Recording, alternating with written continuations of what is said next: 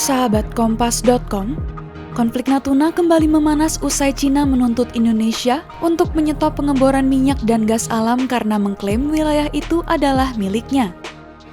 Pasalnya, Indonesia sudah menegaskan bahwa ujung selatan Laut Cina Selatan merupakan zona ekonomi eksklusif milik RI di bawah Konvensi PBB tentang hukum laut yang dinamai Laut Natuna Utara. Namun, Cina merasa keberatan dengan perubahan nama itu dan bersikeras bahwa jalur air itu berada dalam klaim teritorialnya di Laut Cina Selatan. Lantas, sebenarnya bagaimana kronologi terjadinya konflik ini?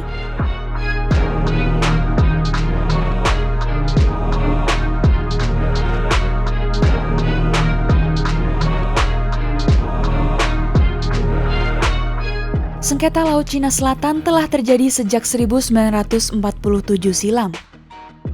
Dasar yang digunakan Cina untuk mengklaim seluruh kawasan Laut Cina Selatan, yakni 9 garis putus-putus atau 9 dash line. Pada Kamis 2 Desember 2021 lalu, Reuters melaporkan soal Cina yang meminta Indonesia menghentikan pengeboran migas. Hal ini diungkapkan oleh 4 orang yang mengetahui persoalan tersebut kepada kantor berita Reuters. Salah satunya adalah anggota Komisi Pertahanan DPR Muhammad Farhan.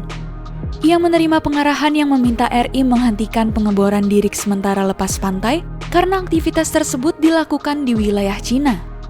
Farhan pun menanggapi bahwa pihaknya tidak akan menghentikan pengeboran karena itu adalah hak kedaulatan RI. Selain Farhan, 3 orang lainnya juga mengaku mendapat pengarahan yang sama.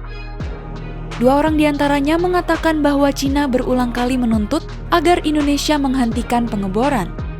Komisi 1 DPR yang mengurusi pertahanan dan luar negeri pun mempertanyakan sikap pemerintah.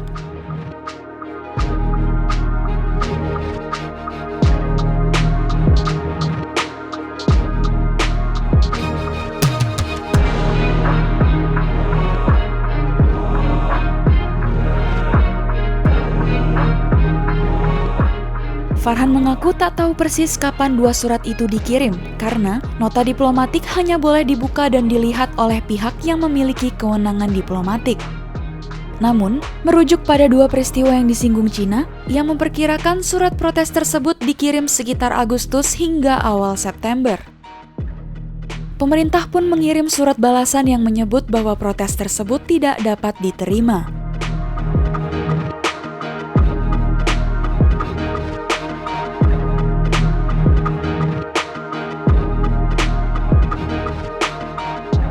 Pakar Hukum Laut Internasional UI Ari Afriansyah menilai bahwa nota diplomatik kian menunjukkan sikap asertif Cina atas klaim teritorial Laut Cina Selatan di Natuna.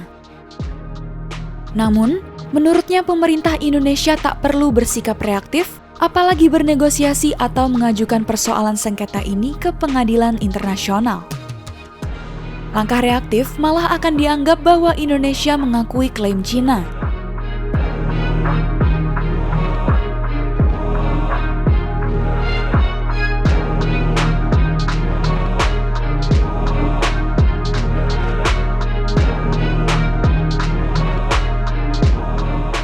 Pemerintah Indonesia pun disarankan bersiap untuk kondisi tak terduga dalam konflik Natuna dengan mengerahkan kekuatan keamanan laut.